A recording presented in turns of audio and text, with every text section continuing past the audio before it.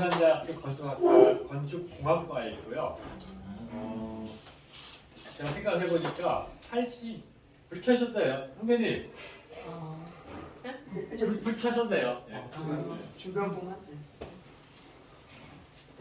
81년도에 이제 제가 건축학과를 들어갔어요. 그래서 벌써 40년이라는 세월이 그냥 지나버렸는데요.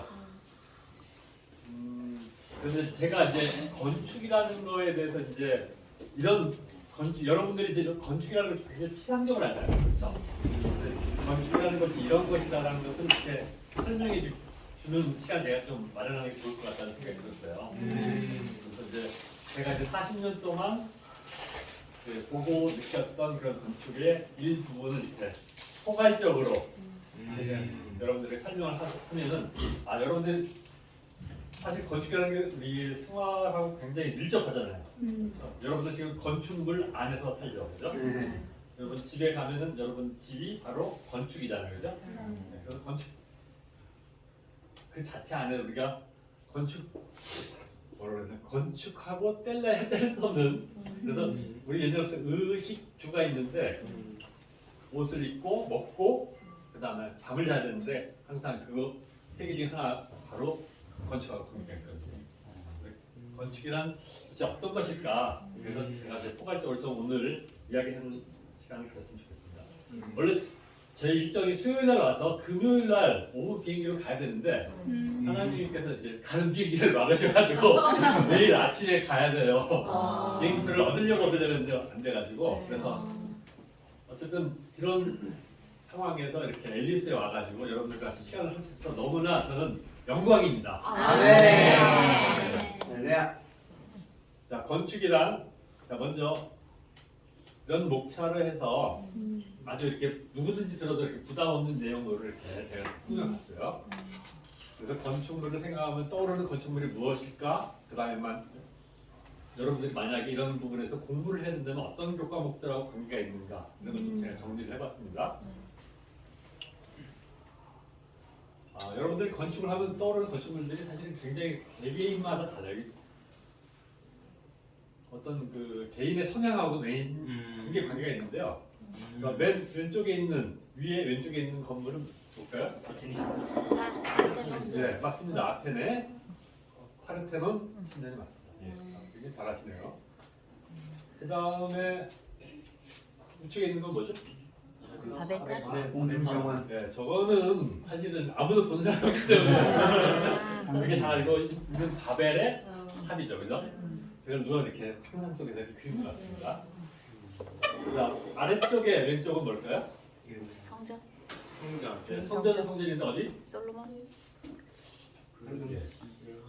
지금 이게 솔로몬의 성전이라고 이제 그린 그림입니다. 왜냐하면 솔로몬의 성전도 하게 돼서 우리가 모르잖아요, 그렇죠? 그래서 상상도 그런 겁니다. 자, 아래쪽에 오른쪽은 어딜까요? 하기야 소피아? 네, 맞습니다. 역시 성소피아 성당이죠. 그래서 우리가 잘 알고 있는 터키의 이스탄불을 갖는 이 아주 굉장한 건물을 볼 수 있습니다. 이 안에 들어가면요, 천장 높이가 50m, 폭이 50m. 그 당시 16세기에 지은 건물이고요. 어마어마한 규모였어요. 성소피아 성당 가서 꼭 볼만한 가치가 있는 건물입니다. 그 다음에 위에 있는 건물은 오페라하우스. 굉장히 자, 오페라하우스가 언제쯤 지어졌죠?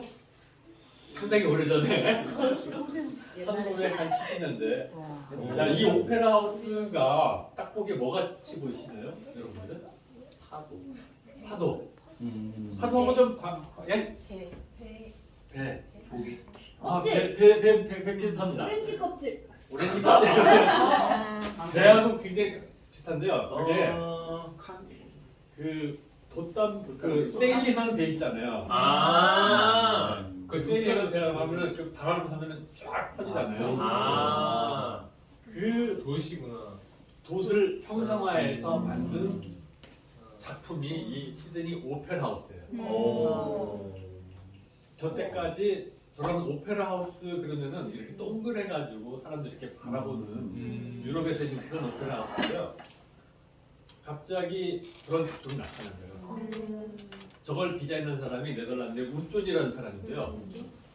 세계에서 잘 그리는 사람들 전부 다 해가지고 이제 컴페해가지고 컴피티션을 해가지고 그래서 우수작으로 뽑힌 겁니다.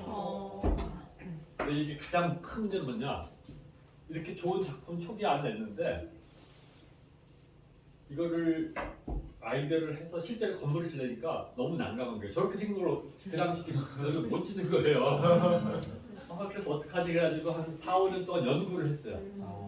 그리고 4, 5년 동안 연구를 해가지고 그걸 짓기 시작하니까 돈이 어마어마하게 들어가 있었죠. 유명한 건축가가 1, 2년 다니고 4, 5년 동안 계속 연구만 하고 짓기 위해서 연구를 하면은 인건비를 줘야 되잖아요. 그 사람 같이 공동 작업할 사람도 인건비 줘야 되니까 돈이 너무 많이 들어간 거예요. 그래서 저것을 지을 때 시드니에 복권을 팔았어요. 시드니에 있는 시민들의 돈을 지은 건데 너무 오래 걸리니까 어떻게 되겠어요?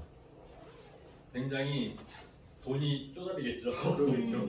그래서 이제 시민들의 입이 이렇게 나왔어요. 유일하게 건물을 짓다가 데모한 건물이 되겠습니다. 우리 시민들 돈 좀 그만 써. 그만 줘. 이 정도로 이렇게 오래 끌었던 프로젝트가 됐고. 근데 이제 결과적으로 어떻게 됐어요? 저 건물이 완공되고 나니까 어마어마한 관광객들이 저 건물을 보러 왔죠. 그죠? 그런 사연이 있는 건물이 되겠죠. 그 다음에 작은 어디인가요? 여기는 우리나라는 아니고요. 두바이? 네, 두바이입니다. 버즈칼리파. 여기도 두바이 가시면은 꼭 들려야 될 그런 명소로 되어 있습니다. 단지 유명한 거는 가장 높다. 세계에서 가장 높다. 아직 여기를 놓겠습니다. 그래서 저기 사막의 꽃을 이렇게 형상화해가지고 만들었다고 해서 사실 위에서 보면 이렇게 꽃 모양처럼 되어 있습니다. 여기서 보면 굉장히 이렇게 높아 보이지만 그 면적이 어마어마한 거예요. 사실 저도 못 가봤습니다. 자, 그 다음에 오른쪽에 있는 거는 어딜까요? DDP. 아, 맞아요. 어디서 오셨어요? 어디였지? 중국 미국. 네, 이 DDP는 DDP. 와. 유명한 여성 건축가입니다. 자하 하디드. 미국의 그 건축가인데요. 2009년도에 이 DDP가 완성됐는데 어느 나라? 예? DDP가 어느 나라에? 우리나라 이 한국에 동대문입니다. 동대문 플라자. 동대문 플라자가 이 DDP입니다. 동대문 우리나라에 저런 건물이 있다고? 동대문하고 동대문 문화재 이 DDP. 동대문 운동장이 있거든요. 라스베 가스인 줄 알았어. 동대문 시장과 동대문 운동장을 해서 와. 이 DDP를 했는데 보시다시피 이게 굉장히 꼬불꼬불해요. 와. 이걸 짓는데 너무너무 힘들었어요. 그래서 여기 붙어 있는 이거 하나하나가 있잖아요. 똑같은 게 하나도 없어요. 그래서 이게 일일이 하나씩 다 디자인해서 공장에서 만들어서 붙인 거예요. 그러니까 돈이 어마어마하게 들어간 겁니다. 그래서 이런 건물을 우리는 비정형 건물이라고 해요. 우리가 생각하면 건물을 이렇게 똑바로 지면은 굉장히 쉽고 빠르고 값싸게 지을 수 있는데 이렇게 꼬불꼬불하게 지면은 저도 왠지 왜 그런지 잘 모르겠는데 사람들이 이렇게 하는 걸 또 좋아하는 사람들이 있습니다.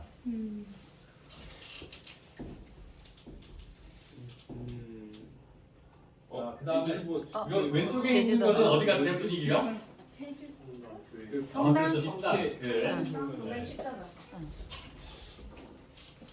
일본에 자, 네. 여기 오른쪽에 있는 글라스 하우스를 설계한 안도 타바가 왼쪽 건물로 와.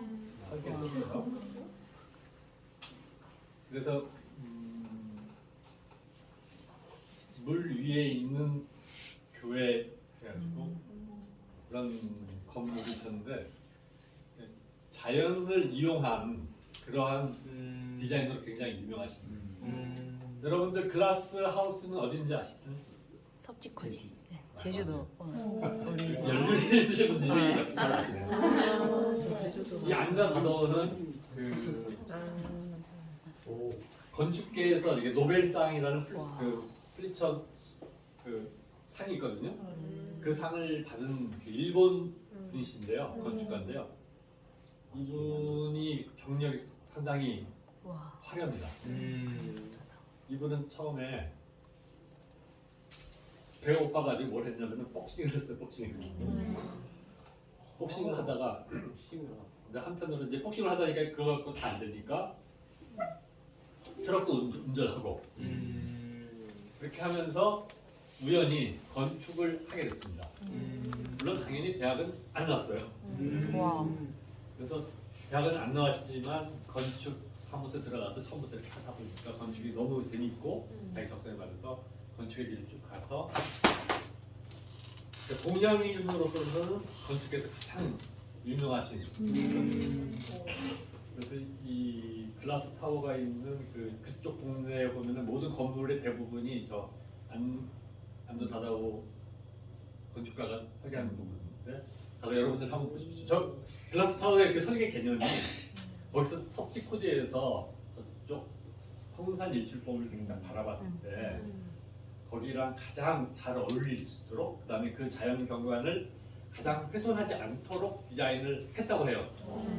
저도 가서 그런 느낌을 가려고 했는데 잘 안 느껴지더라고요. 어쨌든 그런 작가의 의도들이 거기 다 써 있어요. 보시고 한번 느껴보시기 바랍니다. 굉장히 유명하신 분이에요. 이거 건물 혹시 아시는 분이에요? 와. 되게 번잡하네. 우리나라는 아니고. 아, 이거는 이제 스페인에 있는 구겐하임 뮤지엄입니다. 자, 이거 보시다시피 막 꼬불꼬불하죠. 이것도 거의 지으려고 그러면은 우리의 상상을 초월하는 수고와 돈이 들어가는 그런 건물입니다. 근데 이거를 이제 프랭크 게리라는 분이 설계했어요. 그래서 캐나다 출신인데요. 보시다시피 꼬불꼬불 비정형적 그래서 건물로 시작된 굉장히 유명한 건물이에요. 그래서 이전까지는 이런 건물들을 사람들이 전 세계적으로 잘 안 졌는데 이 사람 하면서부터 이런 분위기로 많이 갔어요. 우리나라도 이런 영향을 굉장히 많이 받았어요. 여러분들 보시기에는 어떤가요? 멋있어요.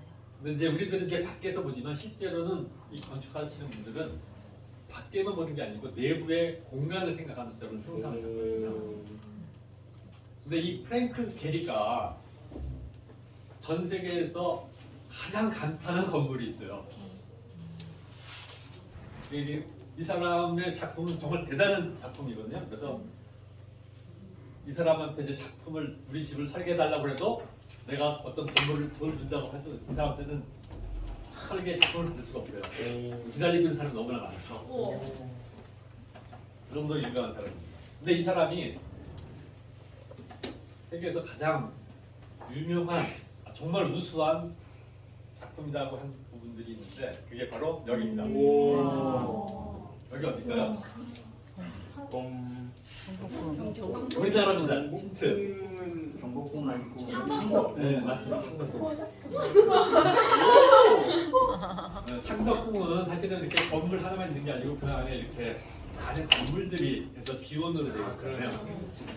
그래서 이 프랭크 게리가 비원에 와서 볼 때 세상에 이런 공간들이 있는가 감탄했어요. 그래서 그 다음에 올 때는 자기 혼자 하기가 홈이 아니라 며느리 식구를 다 데리고 와서 딴 사람들 다 못 오게 하시고 못 들어오게 하시고 우리 가족만 보게 해달라고 특별히 요청해서 그 요청이 들어서 갔다고 합니다. 그만큼 이제 그 안에 있는 내부 정원들을 내부 공간들을 느껴보고 싶어요. 그래서 마지막으로 이걸 넣은 이유는 우리나라의 건축물도 사실은 굉장히 우수한데 아직 현대에서는 굉장히 뛰어난 건축가는 없었습니다. 여러분들 중에서 건축에 관심 있는 분들이 나와주셔서 그런 작품을 만드실 수가 있겠습니다. 그래서 이 건물을 이렇게 쭉 보시다 보면은 사실은 우리들은 밖에 있는 걸 보이긴 하지만 실제로 건축가는 내부의 공간을 이렇게 생각을 하거든요. 내부의 공간에서 사람들이 도대체 무엇을 할 것인가. 여기 식당을 만들었을 때 이 식당에서 사람들이 어떻게 식사를 할 것인가까지 생각하면서 이렇게 공간을 만들긴 합니다. 근데 맨 앞서서 이렇게 봤다시피 지금까지 남아있는 건물 또 지금 현대인들이 추구하는 건물들 보면은 굉장히 웅장하고 굉장히 높고 그러다는 거죠. 그런 목적은 어떻게 보면은 한편으로는 사람에게 경외심, 사람이 상대적으로 작잖아요. 그래서 사람이 이렇게 상대적으로 작을 때는 뭔가 이렇게 우러러볼 수가 있는 거죠. 바벨탑의 기호도 마찬가지일 거예요, 그죠? 그게 높을 때 그 안에서 어떤 하나님이 아닌 다른 신 또는 자기 자신들이 높아질 수 있다는 느낌을 가질 수가 있었겠죠.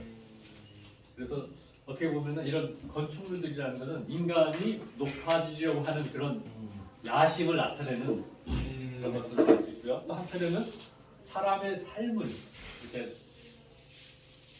넣어줄 수 있는 공간을 창조하는 그런 두 가지 면을 가질 수 있습니다. 그래서 건축이라는 거는 사실 영어로는 아키텍트라고 해요. 아키텍트인데 앞에는 아크, 여러분들 아치, 아크 알죠? 그죠?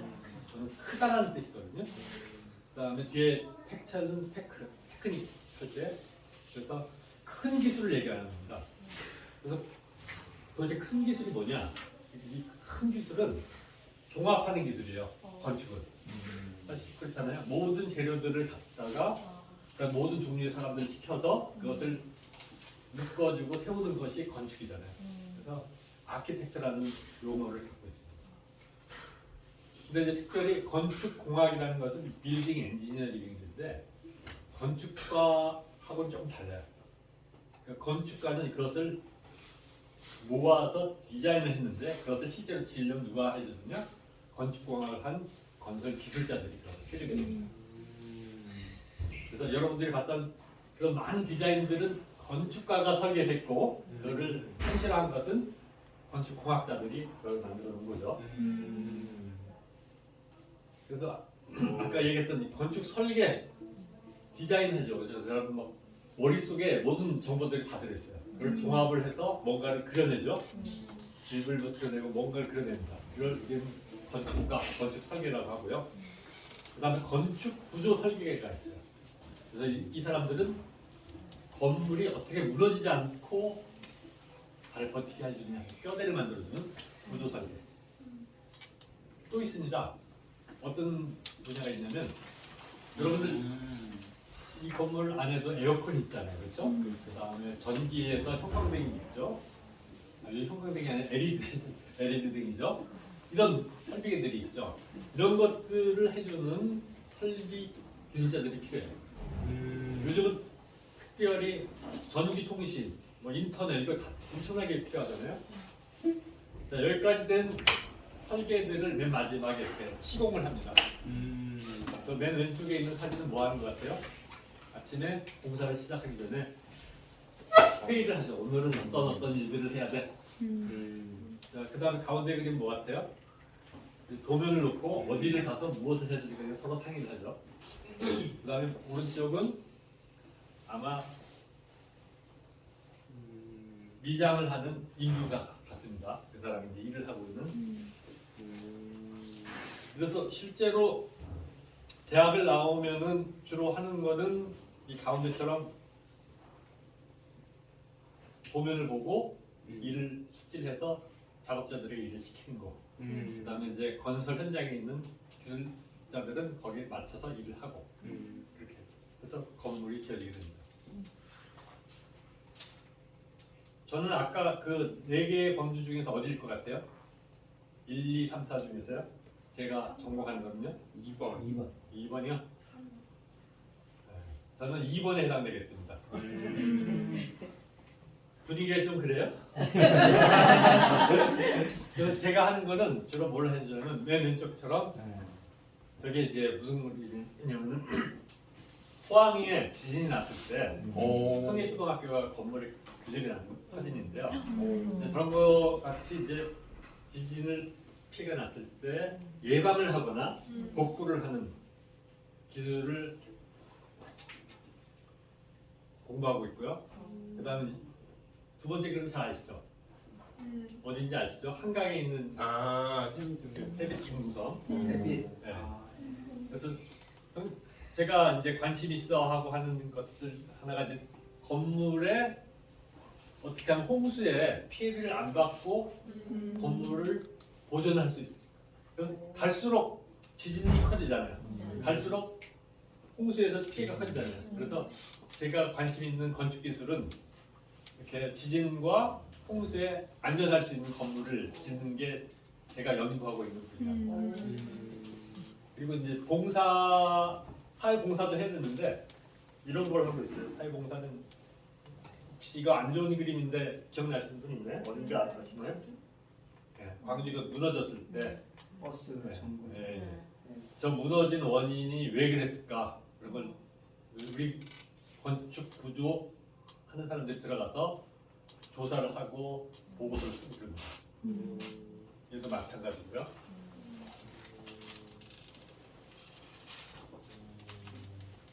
그래서 건축물을 이제 지으려면은 이러한 과정, 아까 했던 많은 그런 분야들이 있었지만 크게 4개의 분야가 있었잖아요. 그걸 좀 더 이렇게 상세하게 정리를 해봤어요. 맨 처음에는 이제 건축주가 의뢰를 해야지 이제 건물을 디자인하죠. 그래서 맨 끝에 이제 준공검사해가지고 이제 쓰기 시작하는데 이 안을 줄여서 아주 몇 개의 단어로 줄였어요. 그래서 처음에는 이제 설계하는 건축가가 계획 설계를 합니다. 이 계획 설계는 상상 그림을 얻고 와 이렇게 갈 거야. 그래서 큰 그림만 그려주는 거죠. 그걸 계획 설계라고 합니다.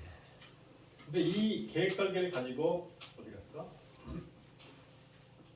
계획 설계를 가지고 허가를 신청해야 돼요. 나는 이렇게 해가지고 집을 지을 거야.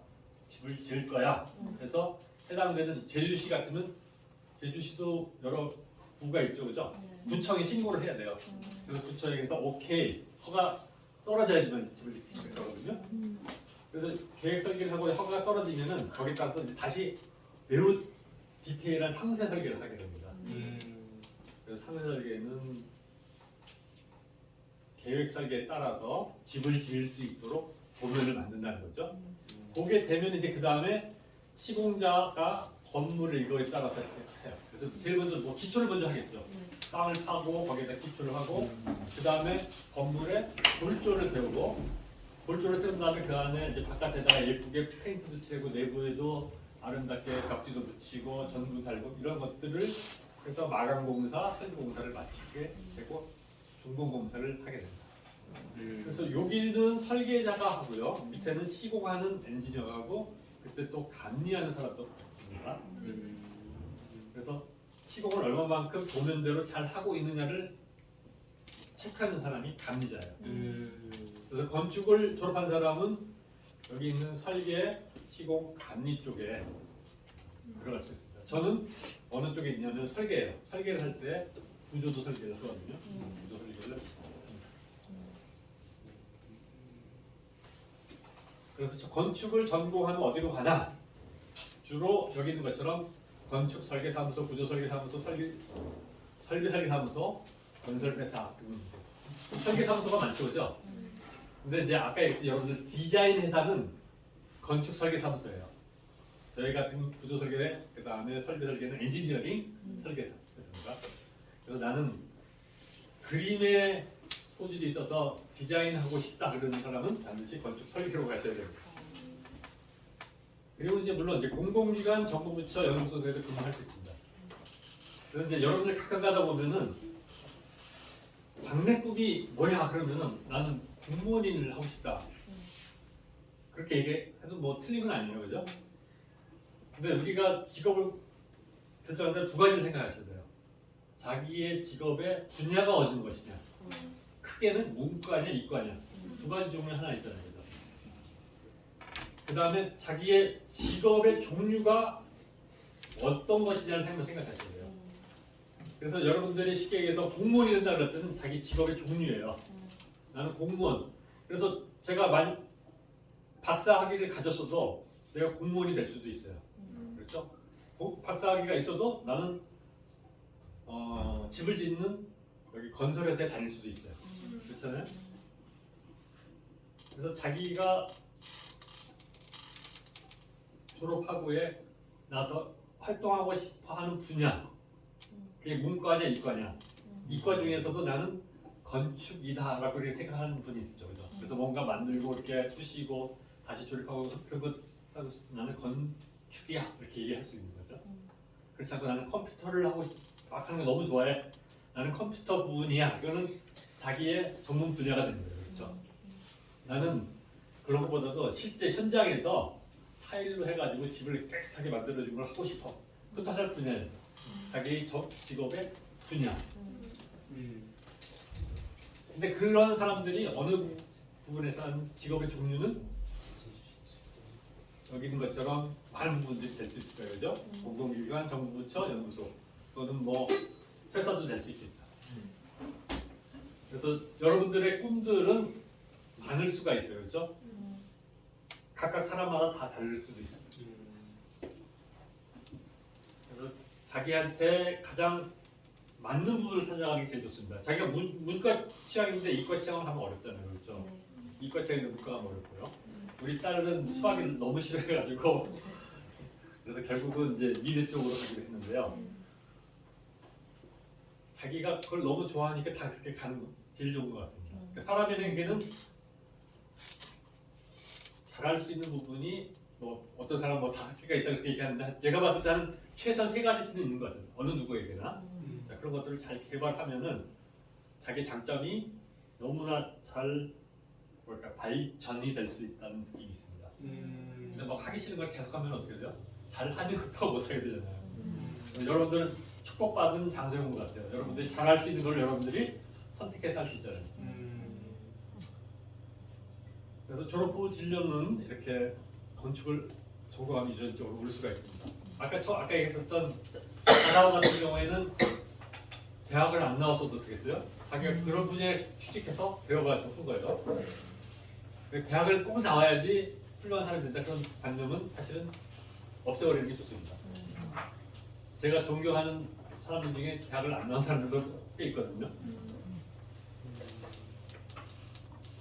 그 다음에 졸업을 후에 이제 자격증이 이제 기사는 4년제 대학을 나오면 딸 수 있어요. 2년제 대학을 나오면은 산업 기사를 딸 수 있어요. 그다음 이제 이런 기사가 끝나게 되면은 기술사를 딸 수가 있습니다. 아까 산업 그다음에 이제 기능사를 따는 사람들은 나중에 기술사에 해당하는 기능장을 딸 수 있어요. 그래서 그럼 나는 목수가 되겠다 그러면은 목수에서 최종 끝까지 가면은 기능장이 되는 거예요. 지금 우리나라의 목수가 너무나 부족합니다. 여러분들 목수가 하루에 일당 얼마 받는지 아세요? 요즘 뭐 40만 원, 50만 원 받습니다. 왜냐 없으니까. 근데 목수가 되려고 그러면은 도면을 읽을 줄 알아요. 도면을 읽고 거기에 따라서 사람들 책이 써야 돼요. 일주일이면 근데 현장에서 일한다는 것은 사실은 체력도 필요하고 그렇기 때문에 자기 적성도 맞아야 돼요. 형제님 제자 중에 뉴질랜드에서 목수하는 사람이 있어요. 이 형제는 제 제자인데 이제 형제가 됐어요. 이 형제는 그 SK 건설 유명하잖아요. SK 건설에 다니는데 영어가 안 돼가지고 어떻게 하다가 이제 영어 시간 가는데 짜증이 가면 안 되는데 그 영어를 공부하러 가서 이제 호주로 넘어갔어요. 호주로 넘어갔는데 어떻게 하다가 이제 거기에서 자매를 만나가지고 거기서 결혼하게 됐습니다. 근데 대학 때는 공부를 전혀 안 했던 친구라 영어 실력도 안 나오는데 자기 특징은 뭐냐 이렇게 몸을 이렇게 때우는 건 너무나 좋아하는 거야. 그다음에 이렇게 사람들한테 지시해가지고 일시도 너무 좋아하고 그래서 건축을 전공을 했으니까 도면은 잘 보잖아요.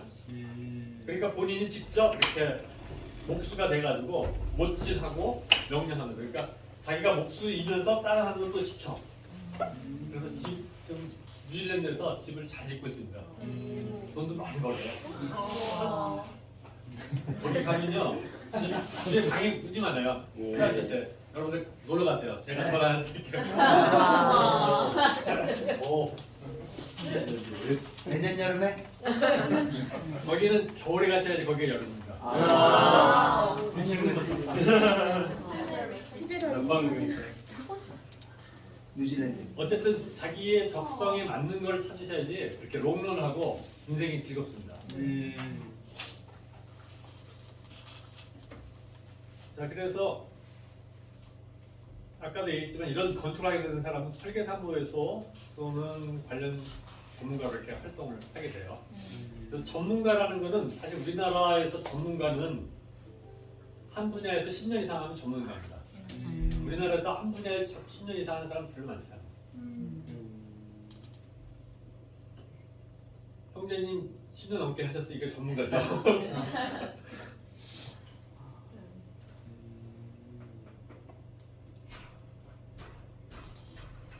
그래서 이 왼쪽과 관련 왼쪽이 이제 아까 얘기했던 이제 대학에서 배우는 교과목이요. 크게 설계 관련, 구조 관련, 설비 관련, 시공 관련.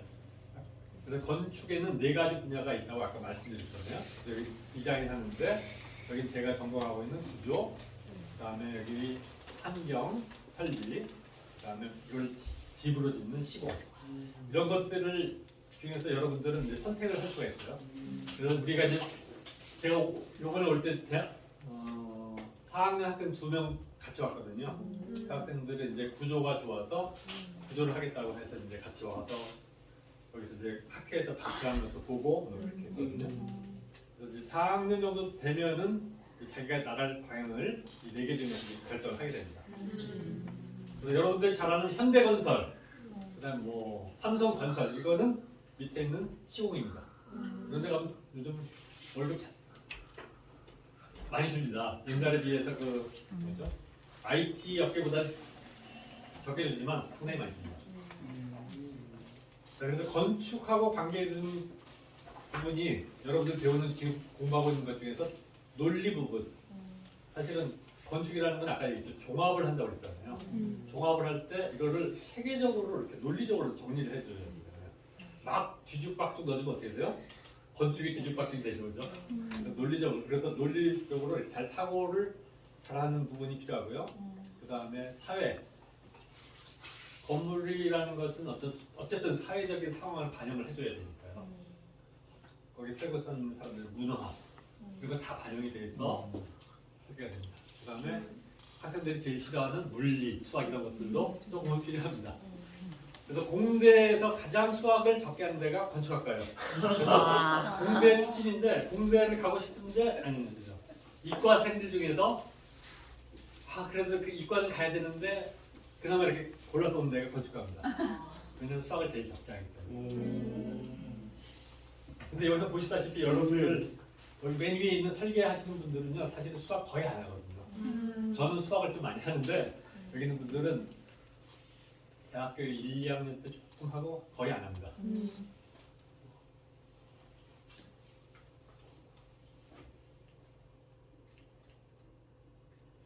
자, 마지막 페이지입니다. 성경에서의 건축. 자, 제가 한번 질문할게요. 성경에서 구약에 있죠, 당연히. 구약에서 처음에 건축이라는 단어가 나오는 게 어디일까요? 황주. 네? 황주 건축. 아, 방주 건축. 그것도 아픕니다. 아담 하와? 하와. 하와. 오. 어이, 형님은 안 돼, 반칙이야. 그렇죠. 네. 창세기 2장에 와. 하와를 건축하였더라 이렇게 되죠. 하와를 짓긴 했는데 그래서 남자의 출생과 여자의 출생이 다르잖아요, 그죠? 그래서 남자와 여자는 출생부터가 다릅니다. 그래서 생각하는 것도 다르고 그다음에 액션도 다르다는 거죠. 자, 그 성경에서의 건축 여기 같이 한번 읽어볼까요? 시작. 이것은 성도들을 온전하게 하여 그 사역의 일을 하게 하려는 것, 곧 그리스도의 몸을 건축하게 하려는 것입니다. 동그라미 해도 다 잘 읽으시네요. 대단하십니다. 그래서 그리스도의 몸을 건축하게 하는 거예요. 이게 우리의 지상 목표라는 거예요. 에베소 4장 16절도 같이 읽어볼까요? 그분으로부터 온몸은 그 풍성한 공급을 해주는 각 마디를 통하여 그리고 각 지체가 분량에 따라 기능을 발휘하는 것을 통하여 함께 결합되고 함께 짜입니다. 그래서 몸이 사람으로서 사랑 안에서 스스로 건축되는 것입니다. 그 에베소 4장 16절은 정말 읽으면 읽을수록 먹으면 먹을수록 정말 대단한 것 같아요. 너무 풍성한 것 같습니다. 마디가 있고요. 그 다음에 지체들이 모든 지체들이 분량에 따라서 자기가 할 수 있는 범위 안에서 가만히 있으면 안 돼요. 움직여야 돼. 기능을 발휘해 줄 때 결합되고 쌓입니다. 그래서 몸이 자라기 시작하는데 들을 때 사랑 안에서 우리는 건축이 됩니다. 아멘. 그래서 그 안에는 마디들이 있고요. 여러 지체들이 있어서 같이 사랑 안에서 이렇게 연결되어 있고 움직이고 그렇게 할 때 우리 안에 참다운 건축이 있다는 것입니다. 이게 물질적인 건축이 아니고 우리의 보이지 않는 곳에 일어나는 영적인 건축이 있잖아요. 그렇죠? 그래서 제가 앞부분에서 얘기했던 물질적인 건축은 이거의 일부. 왜냐하면 아까 제가 얘기했던 것 중에서 건축을 이렇게 종합한다고 그랬잖아요. 그죠? 종합하는 사실은 이 마지막 부분이 우리가 연결된 부분이 종합되는 거잖아요.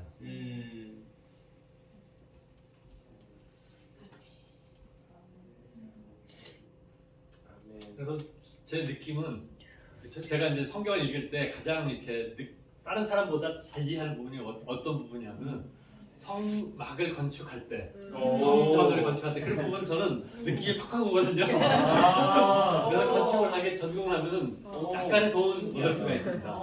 아멘. 그래서 우리 영적인 부분에 들어가서 다 똑같을 것 같고요. 어쨌든 그 건축이라는 것에 대해서 제가 아는 범위 안에서 이렇게 도입 부분을 이렇게 오늘 설명해 드렸는데요. 혹시 질문 있으면 질문 받겠습니다.